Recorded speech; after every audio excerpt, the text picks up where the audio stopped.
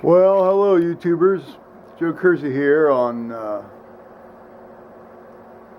Friday, March 21st, 2014.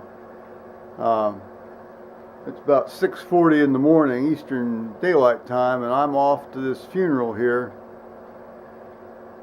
So you can join me during my day here. Alrighty.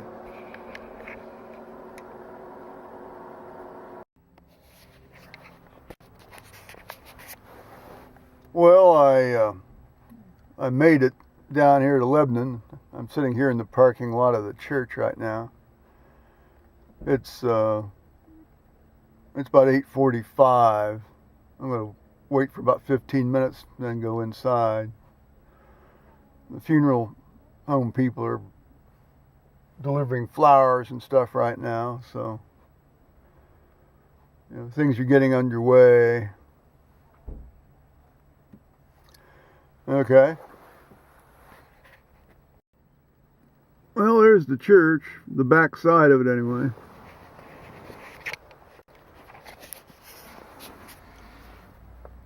It occurs to me now that I'm taking stock of things in the light of day that I left my suit jacket, well, what passes for a suit jacket, at home. But I do have on my black wool vest, so at least I won't look too horrid. I've got my seed consultant's coat on. There goes GDF and school buses, as my dad would say.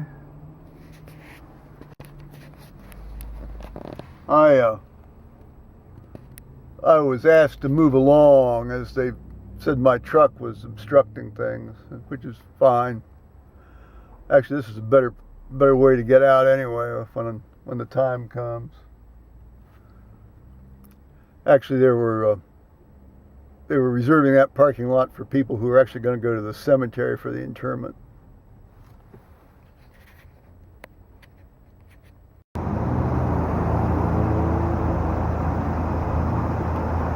Well, there's the church.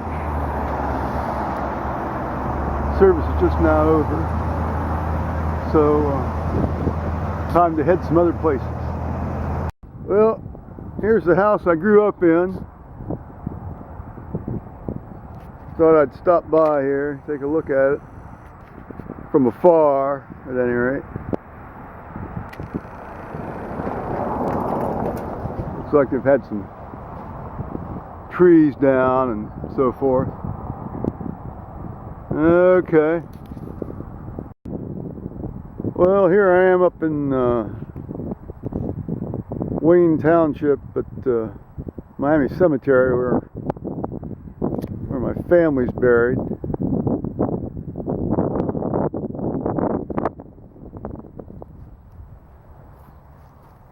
There's Aunt Polly, Uncle Willard's wife. There's Uncle Willard. There's Uncle John. And Ola Hartsock.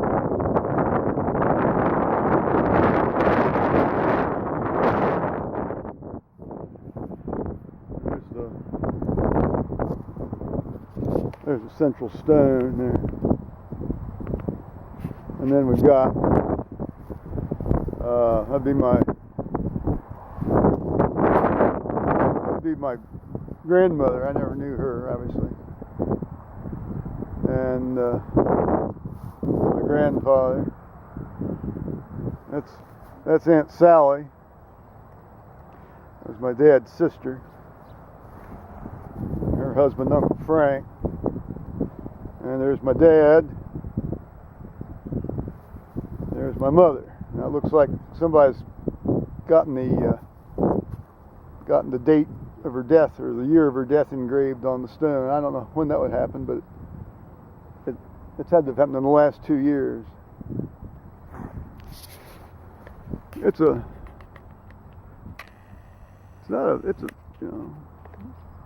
pretty cemetery. Yeah. still space available. I've often thought of, buying a spot down here. Alrighty. Well, I got home safely by the grace of God, and the house was okay, and I'm okay. I decided to sort of change clothes before I did this.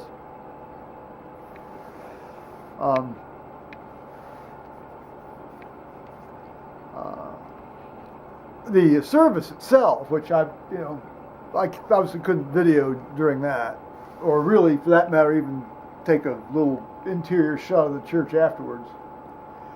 The service was excellent. I mean, this was an excellent funeral service, despite the fact that they used the egregious right to, and the only negative thing about it was, this rector, she also omitted the Apostles' Creed.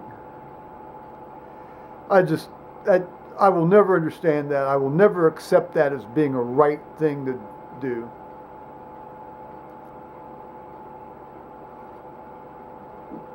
And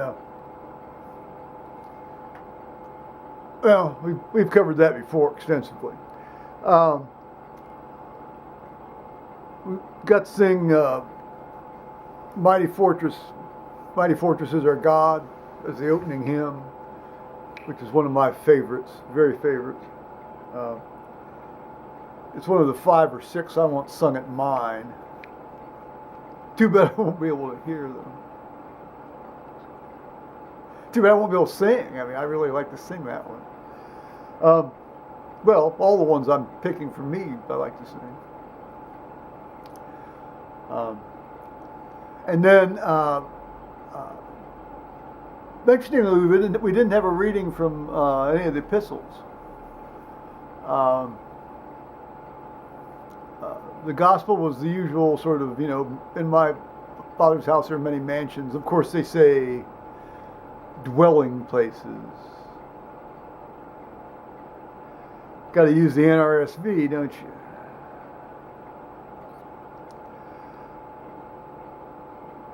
Interestingly, this rector started it off a little bit before that phrase, "In my Father's house there are many dwelling places," or mansions. There are many mansions. See how that creeps up on you? That awful usage of the new usage.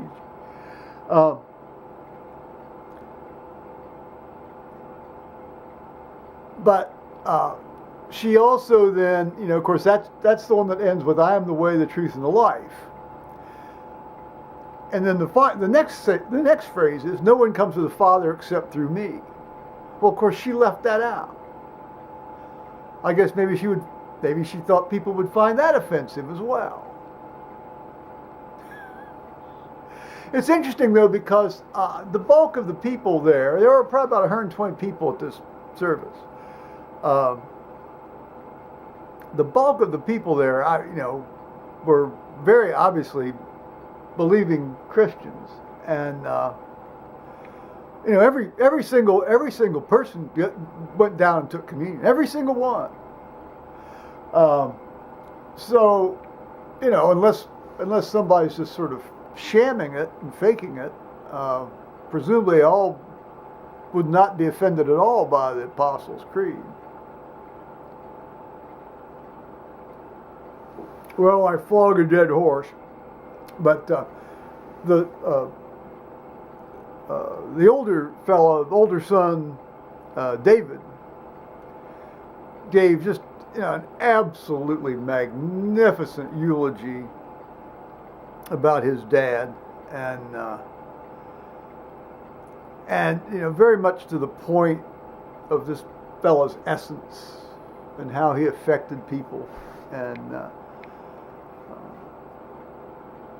it was really, really, really good. I mean, that's that's a hard thing to do for anybody, uh, particularly for a parent, I think. And he did just a splendid, superb job. And then the rector gave a sermon, excuse me,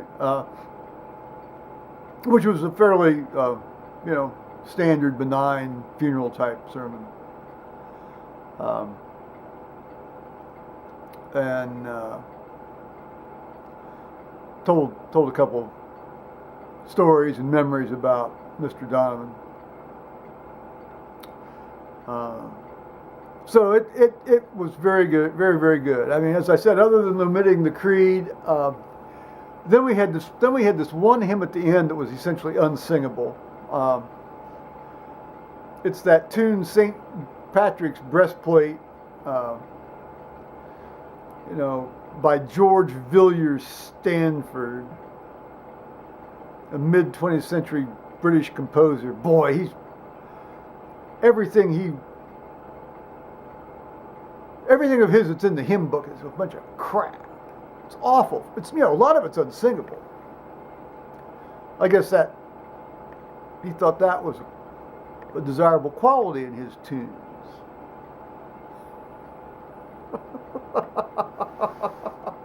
Well, okay. Other than that, I'm so glad I went down there. I fell into conversation with a couple of people, and I think there were three people recognized me, but it was quite a bit of a scrum there, on the way out, and they weren't going to go right to the parish hall. They were going to zoom off in their cars to the cemetery, and I thought, well, no point forcing myself on people.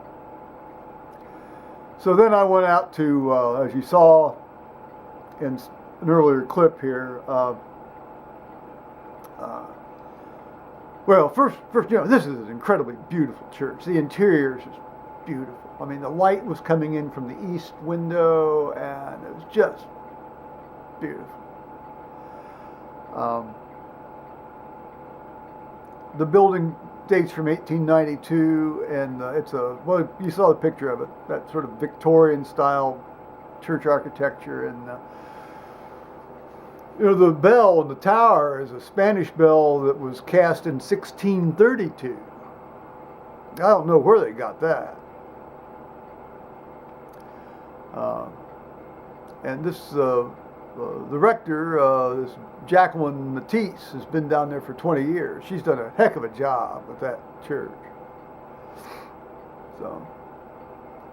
So that was that. So then I went out to the house, as I showed you briefly, and just to cast my eye upon it and sort of the surrounding area, which I did. I doubt very seriously I'll ever need to go down there again. I almost didn't go there today. Excuse me. Yes, I'm going to suffer the post 4 hours in the car syndrome here tonight and tomorrow.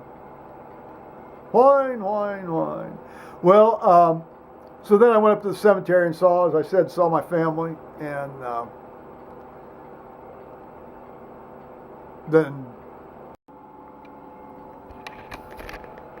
saw my family.